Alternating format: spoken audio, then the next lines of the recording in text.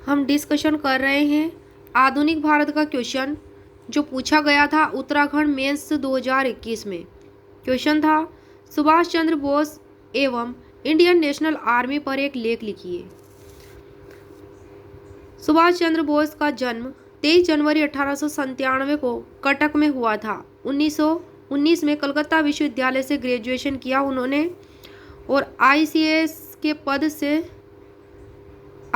पद के लिए चुने गए और फिर आईसीएस पद से त्यागपत्र देकर भारतीय राष्ट्रीय आंदोलन में शामिल हो गए। सुभाष जी 1938 और 1939 में 2 बार कांग्रेस के अध्यक्ष चुने गए। 1939 में महात्मा गांधी से कांग्रेस कार्यकारिणी मुद्दे पर विरोध होने पर उन्होंने कांग्रेस अध्यक्ष पद से त्यागपत्र देकर कांग्रेस के भीतर फॉरवर्ड ब्लॉक नामक नया संगठन बनाया। फॉरवर्ड ब्लॉक इससे कांग्रेस में तीव्र प्रक्रिया हुई और 3 वर्ष के लिए कांग्रेस से निष्कासित कर दिया गया। किसको? सुभाष जी को। द्वितीय विश्व युद्ध के दौरान वे काबुल रूस होते हुए जर्मनी पहुंचे। सुभाष जी आजाद हिंद फौज का ख्याल सबसे पहले मोहन सिंह के मन में मलाया में आया था। मोहन सिंह ब्रिटेन की भारतीय सेना में अफसर थे। जापान में ब्रिटिश सेना के हटने के बाद आत्मसमर्पित भारतीय सेना को मिलाकर उन्होंने आजाद हिंद फौज का गठन किया। आजाद हिंद फौज का दूसरा चरण उस वक्त शुरू हुआ जब सुभाष चंद्र बोस को जर्मन पनडुब्बियों द्वारा 2 जुलाई 1943 को सिंगापुर लाया गया।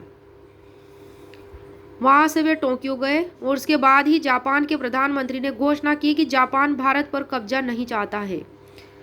बोस जी सिंगापुर लौट आए और वहां उन्होंने 21 अक्टूबर 1943 को स्वाधीन भारत की सरकार गठित की और जो स्वाधीन भारत की सरकार थी उस सरकार ने ब्रिटेन और यूएसए के खिलाफ युद्ध की घोषणा की थी।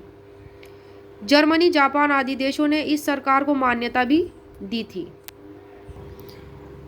इसके बाद सुभाष जी ने आजाद हिंद फौज का मुख्यालय रंगून और सिंगापुर में बनाया। फौज को पुनर्गठित किया। आजाद हिंद फौज को और रानी झांसी रेजिमेंट के नाम से स्त्री सैनिकों का भी एक दल बनाया। 6 जुलाई 1944 को सुभाष जी ने आजाद हिंद रेडियो पर बोलते हुए गांधी जी को राष्ट्रपिता कहा तथा भारत की स्वतंत्रता की लड़ाई में उनका आशीर्वाद लिया। INA मतलब Indian national army Azad Hind फौज की एक बटालियन शाह नवाज की कमान में जापान फौज के साथ भारत बर्मा सीमा पर इम्फाल पर आक्रमण कर जीत लिया। एक बटालियन ने क्या किया? इम्फाल पर आक्रमण करके उसे जीत लिया भारत बर्मा सीमा पर। किंतु द्वितीय विश्व युद्ध में जापान की हार और आत्मसमर्पण ने INA को पीछे हटने पर मजबूर कर दिया। मतलब आज़ाद हिंद फौज को पीछे हटने पर मजबूर कर दिया। आगे सुभाष जी का सिंगापुर से जापान जाना और विमान दुर्घटना में मारा जाना एक किंवदंती बनकर रह गई। किंतु आज़ाद हिंद फौज का महत्व लोगों को तब समझ में आया जब इन सैनिकों पर लाल किले में मुकदमा चलाया गया। आज़ाद हिंद फौज के सैनिकों पर लाल किले में मुकदमा चलाया गया। पूरे भारत में विरोध की लहर खड़ी हो गई और लोगों ने कई सभाएं आयोजित करके इन्हें छोड़ने की अपील की।